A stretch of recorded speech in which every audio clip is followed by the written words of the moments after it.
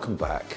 And we're going to start a series today looking at the book of Ruth. And so let me read to you from Ruth chapter 1, just the first 13 verses. So, in the days when the judges ruled in Israel, a severe famine came upon the land.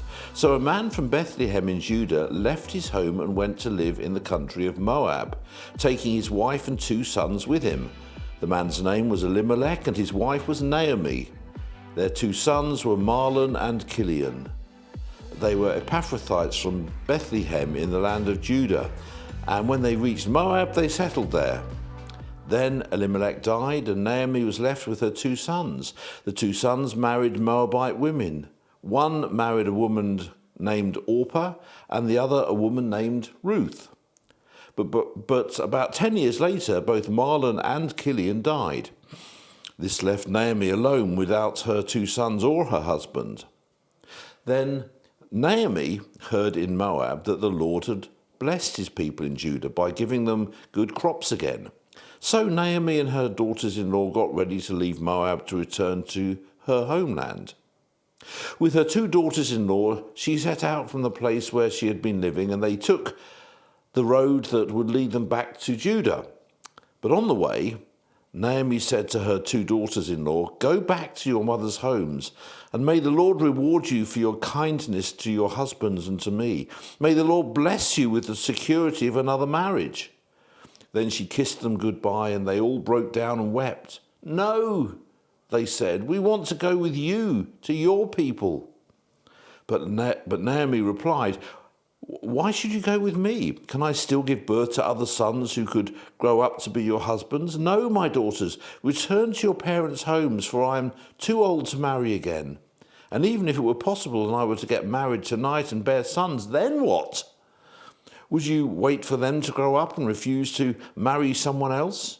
No, of course not, my daughters. Things are far more bitter for me than for you, because the Lord himself has raised his fist against me." And again they wept together, and Orpah kissed her mother-in-law and said goodbye. But Ruth clung tightly to Naomi. "Look," Naomi said to her, "your sister-in-law has gone back to her people and to her gods. You should do the same thing." But Ruth replied, "Don't ask me to leave you and turn back. Wherever you go, I will go. Wherever you live, I will live. Your people will be my people, and your God will be my God. Wherever you die, I will die, and there I will be buried. May the Lord punish me severely if I allow anything but death to separate us." And when Naomi saw that Ruth was determined to go with her, she said nothing more. So, we're starting to look in this series at the book of Ruth. Now, it's not a book of the Bible that's often looked at, which is a pity, because it's an amazing book that explains what redemption is all about. Redemption not only recovers loss, it also enriches. It leaves us far better off than we were before. In fact, the word redemption, or words coming from that, occur 23 times in this book. Naomi is redeemed from bitterness and hopelessness to happiness. Ruth is redeemed from a bleak future to security and hope. Israel is redeemed from a time of national desperation following the death of Eli in 1 Samuel 4 verse 18, to a time of peace and prosperity under the kingship of Solomon. You can see that in 1 Kings 4 verses 20 to 34. And because it's a story of redemption, it's a description also of the gospel. Of course, it's also a great love story. It's a story of loyalty, commitment, compassion, and restoration, all of which points to God's rescue plan for humanity in Jesus Christ. So it's a story on 2 levels. It's set in the 12th century BC during the period of the Judges. Now, this was not a good period of time for the nation of Israel. It was a time of falling away from God, a time of social unrest, a time of war, a time of moral degeneracy. A lot of conflict had been coming from the direction of Moab. You might remember that Balak, who tried to get Balaam to curse Israel, was king of Moab. Well, if you do recall, Balaam refused to curse people that God was clearly blessing, and he suggested another line of attack. He suggested that Balak gets Moabite women to enter the camp of Israel and seduce the men, which happened in Numbers chapter 25, verses 1 to 9. Well, as a result of this, God sent a plague that killed 24,000 men. So you could say there's history between the two nations. With all that bad blood between the two nations, you've got to ask the question, what was Ahimelech doing, taking his family to go and live there, for goodness sake? The time of the Judges, which is when this sort of story is set, was, like I mentioned, a time of spiritual darkness. People had turned away from God, primarily because there was no spiritual lead in the country, no spiritual leadership really in the country. And this proved to be a circular problem. If people turned away from God, which brought a curse upon them, but because they had turned away from God, the curse, which was in the form of a drought, drove them to finding their own solutions, even though God had clearly said that abundance in the land was clearly linked to the spiritual state of the nation. You will experience all these blessings if you obey the Lord your God. You will be blessed in your towns and in the country. You will be blessed with many children and productive fields. You will be blessed with fertile herds and flocks. You will be blessed with baskets overflowing with fruit and with kneading bowls filled with bread, God promises in Deuteronomy 28, verses 2 to 5. And then Deuteronomy 28 verses 15 to 16 goes on to describe just the opposite. Exactly the situation that the Israelites were experiencing in Ahimelech's day if they turned away from following the Lord. But once they had turned away from the Lord, they turned towards trying to find their own solutions. And what that points to is that God allows us our free will, even when the choices are wrong. Now that's exactly the approach that Ahimelech took. In the days when the judges ruled, there was a famine in the land, and a man from Bethlehem in Judah, together with his wife and 2 sons, went to live for a while in the country of Moab. The point is, when you start drifting away from God, the decisions you take to try to get yourself out of the crisis you're facing generally take you further away from God.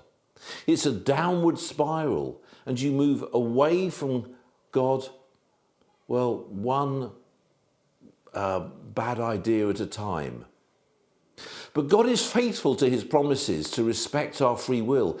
And so he allows the wrong choices, even though he must be thinking by now, come on, Elimelech, can't you see the writing on the wall? You're taking your 2 unmarried sons to live in a foreign country. What do you think is going to happen? And sure enough, Elimelech died, and Naomi was left with her 2 sons. The 2 sons married Moabite women. How could God allow that to happen? Why didn't he stop that family at some point before this happened? Well, for the same reason that God has allowed our world today to get into the state that it's in. Free will. Free will is only real if there are consequences attached to our actions. The consequences attached to the actions of Ahimelech's family are clearly spelled out in the law, which said, no Ammonite or Moabite or any of his descendants may enter the assembly of the Lord, even down to the 10th generation. Well then, of course, the 2 sons die, leaving Naomi with 2 Moabite daughters-in-law, all 3 of them widows. So what did she do? She did what everyone does. She blamed God for it all. Don't call me Naomi, call me Mara, because the Almighty has made my life very bitter. I went away full, but the Lord has brought me back empty, she says in Ruth chapter 1, verses 20 and 21. Now, the irony is that at the time, both she and her husband went away from the promised land because they thought they were empty. They thought that the grass would be greener in Moab. It's only after they've experienced what life is like away from God that she realized how full her life really had been. But even at that point, she still couldn't bring herself to take that honest inward look and admit that it was their own choices, the exercise of their own free will, that had got them into the state that she now found herself in. Now, if you were in God's position, what would you be saying at that point? My guess is that more than a few of us would be saying, hey, you got yourself into this mess. You get yourself out of it. Don't bring me into this. But that's not how God responds, because God is faithful despite our wrong choices. The reality is God welcomes us back no matter how far we've strayed. It's one of the great themes of the gospel, and so it's one of the great themes of the book of Ruth, because as we'll come to see, the book of Ruth reveals the gospel. Look at what brought Naomi to the decision to go back to Judah. Then Naomi heard in Moab that the Lord had blessed his people in Judah by giving them good crops again. So Naomi and her daughters-in-law got ready to leave Moab to return to her homeland. Now, to get the full flavour of this, just think for a moment of the parable of the prodigal son that Jesus once told. Can you see the parallels? The younger son goes off to a foreign country, falls on hard times, and because of which makes the decision to go back to his own country. How does the older son react? With a sense of moral outrage. He's only come back because things went wrong for him. It's all right for him. He went off and had a great time. And now when his money, your money, has run out, he comes back. What about me? What about me? I stayed here. It's not fair. Which, of course, it isn't. Naomi doesn't get what she deserved. The younger son doesn't get what he deserved. You and I don't get what we deserve. Because God welcomes us back no matter how far we've strayed, no matter how many wrong choices we've made through exercising our free will. God longs to welcome us back. He says, I have swept away your sins like the morning mists. I have scattered your offences like the clouds. Oh, return to me, for I have paid the price to set you free. And actually, one of the things that God is particularly highlighting in our time is his desire to see prodigals return. People have wandered away because the church has not provided spiritual leadership and real answers to real issues. It's not been the spiritual guide that it was supposed to be in this world. Just as in the time of the judges, there was only very occasional spiritual leadership. And so, then as now, people make up their own solutions to life's problems. That's what Ahimelech was doing. That's why he went to Moab. But God is calling people to return. And he's doing it in the same way that he did in Naomi's day. Then Naomi heard in Moab that the Lord had blessed his people in Judah. He's doing it by raising up churches in our day where real lives are really changing, where real purpose and real hope are being given. And that news spreads abroad to those who have wandered away. It's the report of changed lives that draws people. People today don't go to a particular church because it's Baptist or Methodist or Anglican or some other denomination. They go to that particular church because they've heard lives are changing. They've heard that the Christian faith really works. Now that's what drew Naomi back to Judah, the realization that compared to what she was hearing was happening in Judah, her life here in Moab was awful. And God welcomed her back because he's a faithful God. He doesn't count Naomi's wrong choices against her, just as the father in the prodigal son story doesn't count the younger son's wrong choices against him. He welcomes his son back, just as God welcomed us back when we realized our life without him was awful. The amazing thing is that we're never too far away to be welcomed back by the Father when we come to our senses and realize that life without him, life lived by trying to guide ourselves through life, by trying to live life on our own, in our own strength, is not as free and liberating as we thought it would be. He welcomes us back, no matter how far we've strayed. And do you know the third way he shows his faithfulness in this episode in the book of Ruth? And this is such great news for a whole number of us right now. It's that God still has a plan for us, even when we can see no hope.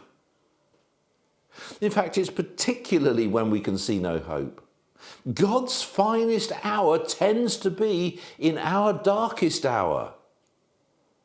Have you ever experienced that? When there seems to be no way forward, that's when God opens up a way. That's certainly true for Naomi. She reviews her options and realizes that there aren't any. There were no options, not any positive ones anyway. And she doesn't want to ruin her daughters-in-law with her bleak future. But Naomi replied, "Why should you go on with me? Can I still give birth to other sons who would grow up to be your husbands?" Now, we look at that and we think, well, don't be ridiculous. But actually, Naomi is no different to us. When we're up against it, it's really difficult to think creatively. We get so close to the problem that we just can't imagine that there could possibly be a solution. Naomi looks at the situation and says what we all say. Because I can't see a solution, there is no solution. Have you ever wondered why God lets it get so bad before he offers a solution? Why is God's favourite time the 11th hour? I mean, there are some of us who like leaving everything until the last minute, but generally we like to get things sorted out enough in advance that we aren't feeling desperate. Why does God wait till there seems to be no hope? Why did God wait to bring Naomi back to the land of Judah until all opportunities to start again seemed to have passed? Why did God wait to fulfill his promises to Abraham and Sarah to have a child until Sarah was too old to bear children? It's one thing to wait patiently for God to act while you think you can see how he's going to do it, but another thing to wait patiently when you lose sight of that, once you can no longer see how God could possibly sort this mess out now. It becomes quite another matter to trust him. Naomi certainly couldn't see any possible way forward for herself, and she didn't want to drag anybody else down with her, so she tried to send her daughters-in-law back to Moab so that at least they could marry again and have a life. The reason he so often does it this way is that it strikes to the heart of the struggle that has blighted humankind since the days of Adam and Eve. The struggle between walking by faith and walking by sight. It's easy to think that you're walking by faith when you can see how things are going to happen and you can feel secure in that. It's very hard to actually be walking in faith when you can't see how things are going to work out, when you can't gain your security from that. We have a very strong desire to walk by sight rather than by faith. But all the really great steps forward in our lives are taken when we are walking by faith, not by sight. Which is why God so often takes us to the place where there just seems to be no way ahead. In other words, when we are out of the realm of walking by sight. It's only in that place that we can truly say with conviction, Lord, you know the hopes of the helpless. Surely you will listen to their cries and comfort them. That's Psalm 10, verse 17. And as a way of testing whether you are prone to wanting to walk by sight rather than by faith, ask yourself this. How often, when I am faced with a challenge by God to do something that really seems really big and really daunting, impossible even, how often do I say, but how is that going to happen? Excuse me. Do you know what that question means? How is that going to happen? It means, God, I will walk by faith, so long as you show me how it's going to work first. I don't mind walking by faith, so long as I can walk by sight first. But faith is being sure of what we hope for, certain of what we don't yet see, says Hebrews 11, verse 1. Faith is about saying, God, I trust you, that you still have a plan for me, even though, as I look to the future, I can see no hope. God's faithfulness does not depend on our ability to see how he's going to work things out. Naomi didn't have faith for that. She looked to the future and could see no hope. So she assumed there was no hope. After all, if she couldn't see how it was all going to work out, what hope did God have? Well, the fact is, God's faithfulness extends to him having a plan for our lives when all we can see are roadblocks and disappointments and missed opportunities. Lord, you know the hopes of the hopeless. Surely you will listen to their cries and comfort them. The challenge is to stop saying, yes, but how? And start saying, I believe that you have a plan for my life that you are working out. Now, that was certainly true for Naomi. In fact, as we'll see, God's redemption, which is what the gospel is all about, didn't just mean that Naomi was restored to her previous level. No, God restored her to a level that is far greater than her starting point. She asks the question in bitterness, can I still give birth to other sons? And God shows the measure by which he deals in restoration by not only giving her a grandson, but that grandson being the grandfather of King David. Even though all Naomi could see was her life ending in failure and disappointment because of the way life had treated her, God still had a plan for her. And like all of God's plans, they are exceedingly, abundantly more than all she could have asked or imagined. And that's true for the plans that he has for you and me. It may well seem like there is no possible way forward in life, that things are irreparably hopeless. But God's redemptive plan for your life is not dictated by the current circumstances. It's dictated by the abundant faithfulness of God. His plans for your life are not stopped by circumstances, nor by your ability to work out how it's all going to work out. Naomi was so convinced that there was no hope for her life that she changed her name to Mara, which means bitter. That just kind of summed up how she saw the rest of her life shaping up. But God had other plans, plans that Naomi couldn't even have dreamed of. If she had seen those plans in advance, she would probably have dismissed them as wild fantasy. Can you even imagine what plans God has for your life? What does it take to see those plans happen? Just a willingness to be directed by God, even when we might think, what's the point? There's no way forward. It's all hopeless. Remember what the great missionary to China, Hudson Taylor, said about the 3 stages of a plan of God. Stage 1, impossible. Stage 2, possible. Stage 3, done. If it seems impossible right now, that there is no way forward for you, guess what? You're only 2 stages short of it being done. God has not finished his redemptive plan for your life yet. If you're still living and breathing, God still has plans for you that are yet to be fulfilled. And he will, because he is a faithful God. So, Father, I thank you so much for your incredible redemptive plan for our lives that was enacted through Jesus dying on the cross in our place. We thank you that you have great plans and purposes for us.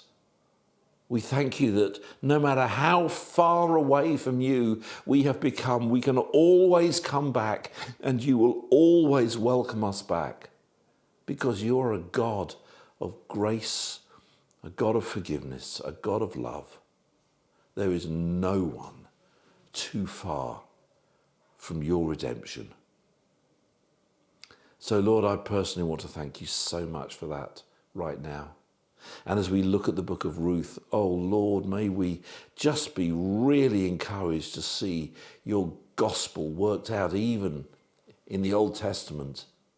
Your plan of redemption, your plan of rescue, your plan of just starting us over again.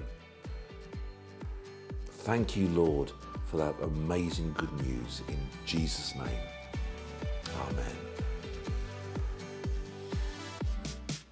Well, I hope you can join us next time as we continue this look at the book of Ruth and as we see how really the gospel is worked out, is seen in this wonderful Old Testament book called Ruth. So join us again next time. We'll see you then. God bless.